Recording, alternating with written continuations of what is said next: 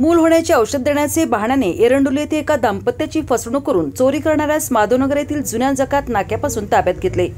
नागेश राजू निकम व 36 राणा निमशिरगाव तालुका इंदापूर जिल्हा पुणे असे ताब्यात घेतलेल्याचे नाव आहे। त्याच्याकडून 5,87,000चा मुद्देमाल जप्त करण्यात आला आहे।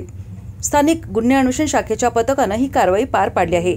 या गुन्ह्याची थोडक्यात हकीकत अशी की 31 ऑगस्ट रोजी सकाळी 9:30 वाजण्याच्या सुमारास एरंडोली येथे राहणाऱ्या दाम्पत्यास मूल होण्याचे औषध देतो असे सांगून पती पत्नीस देवाऱ्याच्या खोलीत बसून पत्नीस तिचे अंगावरील सोन्या चांदीचे दागिने ब्लाउज पीसवर ठेवून 20 मिनिटे जागेवरून उठायचे नाही, तसेच कोणासोबत बोलायचे नाही, तोपर्यंत 4चाकी वाहनातून मंदिरात जाऊन येतो असे सांगून पत्नीने दिलेले दागिने पितळी हुंड्यात ठेवून संशयित आरोपी निघून गेला होता।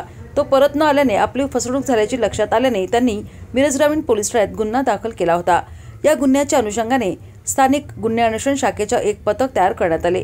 या पथकामधील पोलीस हेड कॉन्स्टेबल सागर लवटे यांना त्यांच्या बातमीदाराकडून बातमी मिळाली की सदरचा गुन्हा हा निमशिरगाव तालुका इंदापूर येथील नागेश निकम याने केला असून तो सध्या सांगली शहरामध्ये 4चाकी वाहनातून फिरत आहे।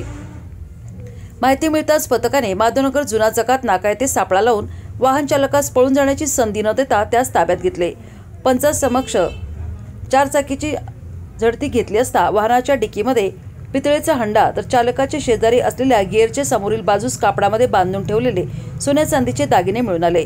संशयित आरोपीकडे चौकशी केली असता आरोपीने एरंडोली येथे एका दाम्पत्याची मूल होण्याचे औषध देण्याच्या बहाण्याने फसवणूक करून चोरी केल्याचे कबूल केले।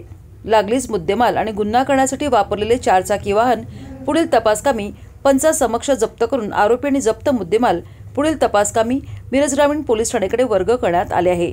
तर पुढील तपास मिरज ग्रामीण पोलीस ठाणे करीत आहे।